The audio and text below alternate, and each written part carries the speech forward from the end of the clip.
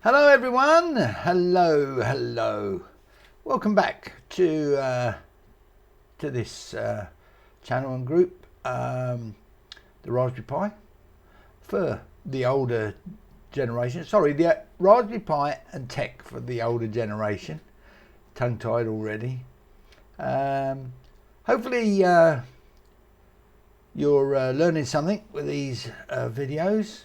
Say I'm jack of all trades, master of none.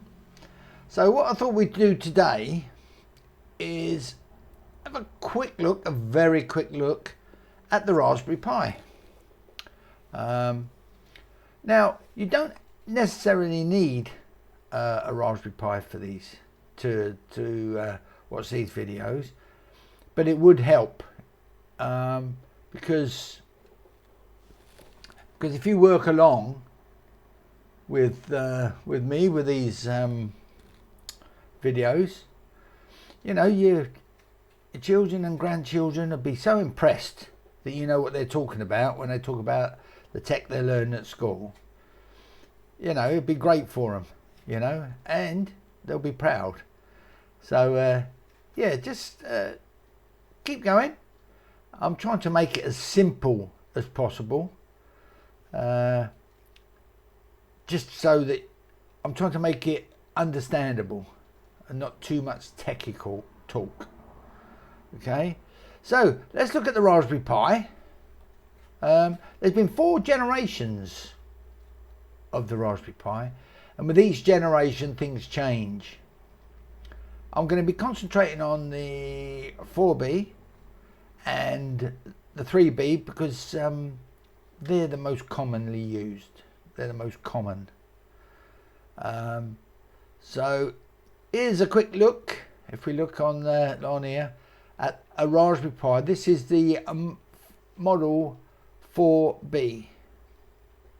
Now, you know, we talked in the previous video on how computers work.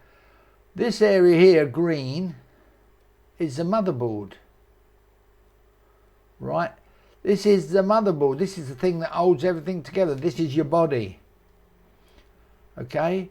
Now, different models, different generations, but the one thing they've all got in common is the GPIO pins. They're all the same layout. We'll be looking at GPIO pin layouts later on, because there's 2 numbering systems. Well, actually I use 3 because I have to use a separate numbering system for my project board. But in general, there's 2 numbering systems on the GPIO pins. This little thing here, this is the processor. This is the thing, this is the brain that does all the work. We'll be looking at the different components on the board in a little while. So that's the model 4B. Okay, let's come down. This is the model 3B plus. So this is the second most common. I think it's more common than the 4B at the moment, because the 4B, the prices, I think I've mentioned this before, used to be able to get them for about £35–40. Now they've gone through the roof. There was a shortage of microchips in China. I think it was to do with that horrible disease. But they are slowly coming down, and at one stage you couldn't get them. You couldn't get Raspberry Pis 4s. I think you can get Raspberry Pi 3s at a reasonable price. Again, we've got GPIO pins. There are differences on the board we'll talk about in a while. Okay, and then that's the model 3B plus. Okay, and there is a model 3B. There are subtle differences. There's different central processing unit, the CPU, but that's the model 3B. So we've got 3B plus and the 3B. Let's come down. Don't really want to talk about the 2B and the 1B Plus, I've never used one. I don't know if you can still get them. I think you can. It's the A models that have gone out of production, I believe. The A models. So we won't really concentrate on them. So here are the A models. You can see they're quite different size. But let's not talk about them. So we've got the Model A Plus, 3A Plus, and the Model 1A Plus. Never used them. Okay. Then there are other Raspberry Pis in production, and they are more for specific projects. If you just want to use them the one time, because you see where the GPIO pins are, you actually have to do soldering. You can either put pins through, you can get strips of pins. You do get some in the Sunfounder kit, and you can put the pins through and solder them in. So if you're any good at soldering, my hands, I used to do a lot of soldering, but my hands are a little bit shaky now at my age. So you've got the 0W and the 0. I say they are project specific. If you want, really, you want to use them one time. Whereas we're going to be doing multiple projects, we want to use our Raspberry Pis multiple times. Okay, so they're for sort of like if you're doing a home security system and you're going to be using it all the time as a home security system, this is probably the one you would get, the 0W or the 0. Right, let's have a look at the 4B layout. Okay, GPIO pins. Remember, GPIO, general purpose input and output pins. Consistent on all models. You've got a display connector. Now, display connector, this is a connector that you get because you can get Raspberry Pi specific monitors, displays. They use a ribbon cable, which I'll be showing you in a minute, and they're normally about 7 or 10 inch, something like that. And you plug the ribbon into the display connector, and it's a specific, as I say, a specific display. Then you got the power connector. On this one, it's a USB-C. Don't get confused with USB numbering. Okay, the USB-C is now the one that's becoming, becoming the most common. You now get USB connectors on mobile phones and other peripherals, but USB-C is becoming the most common. Then you've got 2 HDMI ports, HDMI mini ports.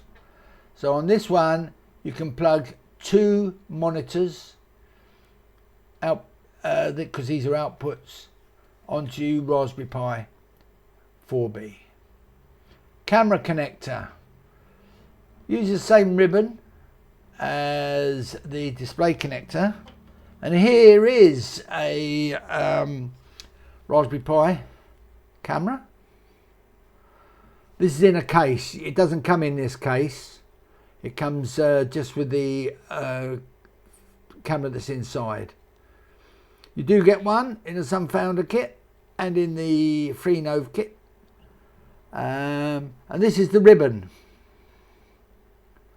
It goes into that camera connector. It has to go in a certain way, because if you see on that side it's blue, and on the other side, oh, you can't really see it, there's like individual connectors, and it has to go in a certain way. Okay, so that's the camera with the ribbon. Let me put that down there. And then next, audio connector. Audio. Earphones. That's what I've mainly used it for, just earphones. But then again, I don't produce a lot of sound on my Raspberry Pi. We will do. But at the moment, I don't really use it as a sound device. Then we've got the USB connectors. Now the USBs, right, these are bigger than the USB-C. They're USB 3s, which is the latest flavor, the latest version. And then we've got USB 2s. Now, I use my USB 2s, sorry, USB 2, USB 3s.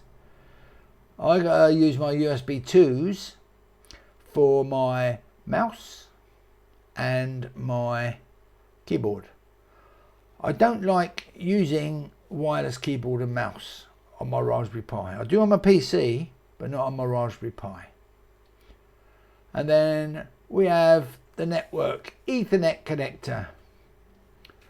This is a cable, a connector that you, I did have one, hang on, give me a minute, I'll just get one. I've got one up here.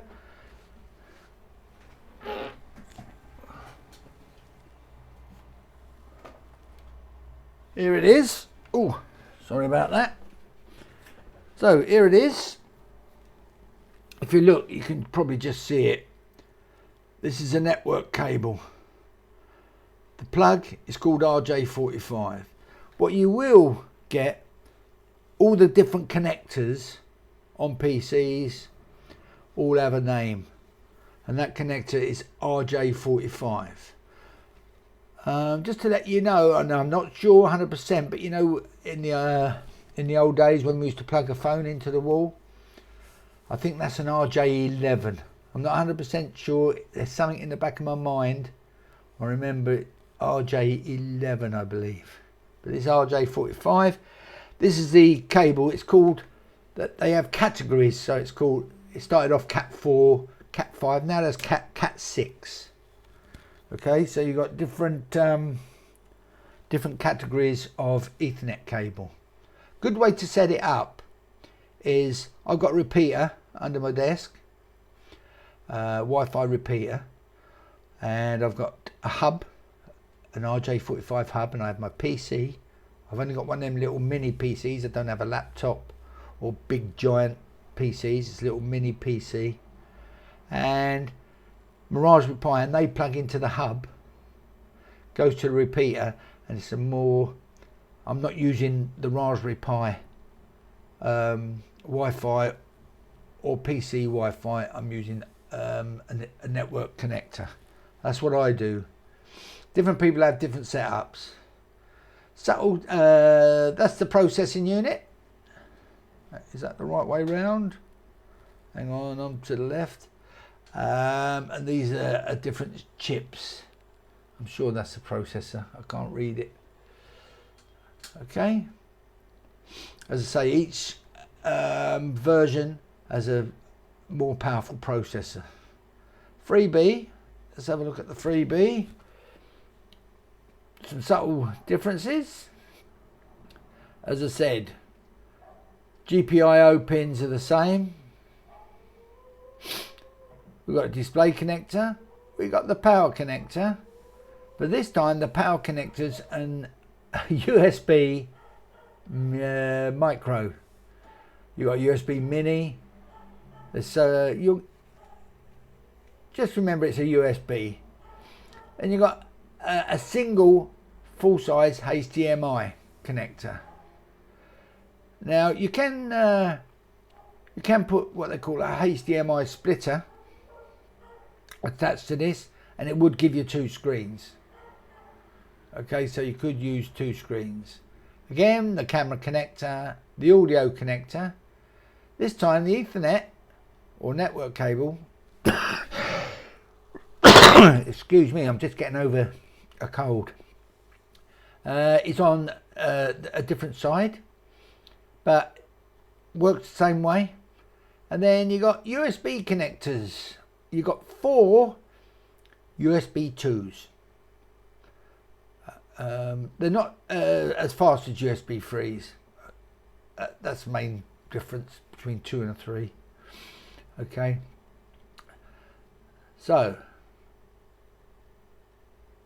there's the 3A. Won't really look at it because I'd advise you to get the 3B Plus or the 4B. But there's the 3A. Now, the 0W, as I said, really project specific. But you've got your GPIO connectors, remember? They're all consistent.